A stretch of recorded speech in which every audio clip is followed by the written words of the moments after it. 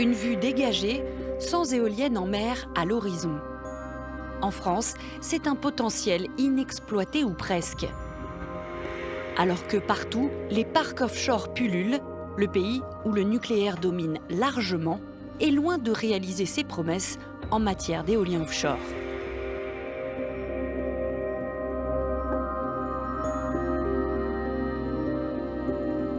C'est la première éolienne offshore française. C'est une éolienne de test, donc c'est une éolienne flottante.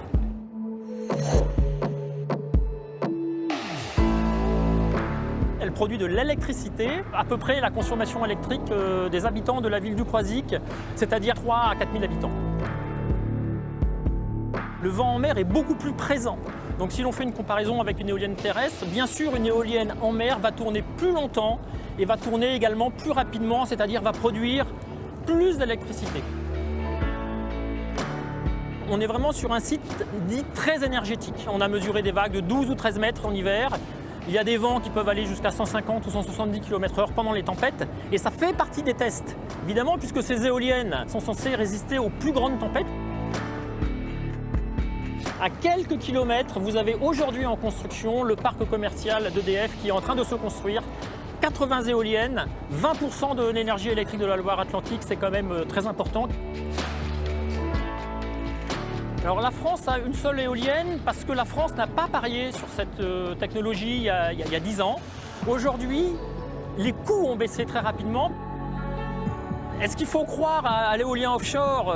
J'ai l'impression, moi, qu'il n'y a qu'en France qu'on se pose encore cette question-là. La seule question, c'est est-ce que la France, qui a des atouts pour être un leader sur cette énergie-là, va saisir cette opportunité ou pas? Face à cette unique éolienne offshore française, il y en a 600 au Danemark, 1500 en Allemagne et plus de 2000 en Grande-Bretagne. Pourtant, la France possède la deuxième plus grande zone maritime au monde après les États-Unis. Pour le pays, la route sera longue, mais les objectifs, eux, sont extrêmement élevés. 10 gigawatts d'installations électriques en mer, c'est l'équivalent de 10 réacteurs nucléaires, ou presque, d'ici 2035. Et il y aura des obstacles, parce qu'ici en France, la question est controversée. Protection de la biodiversité, du paysage, les arguments contre ne manquent pas, les recours devant les tribunaux non plus.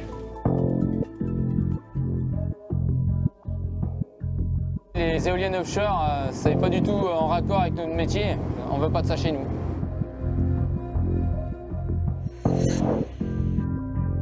Moi, en ce moment, je pêche l'araignée et le bulot.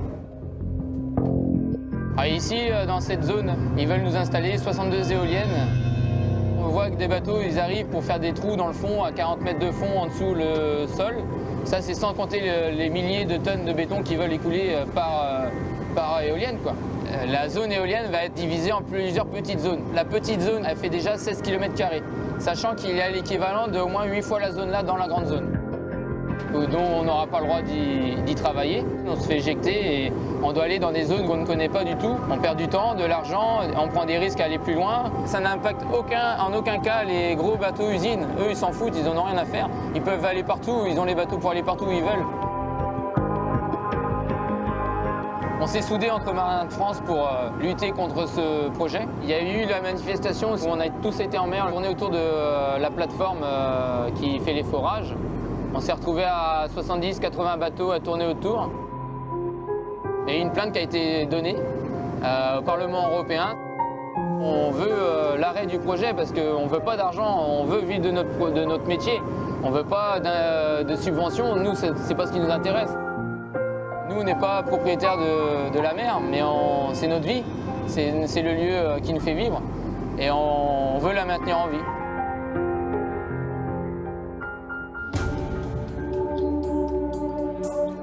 Je vous présente la bouée Bob, qui est la bouée d'observation de la biodiversité, qui fait 15 mètres de haut, qui est un beau jaune.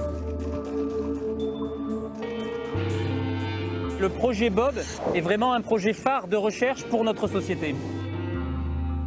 Elle se situe à peu près à 15-16 km au large de Leucate. C'est précisément le lieu où dans 1 an et demi, 2 ans, il va y avoir des éoliennes offshore flottantes qui vont être installées. Un des intérêts importants de la bouée Bob, c'était vraiment de comprendre et de connaître quelle biodiversité on pouvait retrouver sur des structures artificielles aussi offshore que ça. Dans une partie de la bouée, entre -4 et -8 mètres, on a des petits habitats qu'on appelle des bio-huts, qui sont des nurseries artificielles qu'on a l'habitude de mettre sur les côtes et qui vont donner à la fois le gîte et le couvert à ces jeunes stades qui vont pouvoir finalement survivre dans des zones où normalement ils n'auraient pas pu survivre. On a des résultats qui sont plutôt encourageants. On voit vraiment une augmentation du nombre de vocalises de poissons sur la bouée. Donc au début on n'avait qu'une, maintenant on en a 21.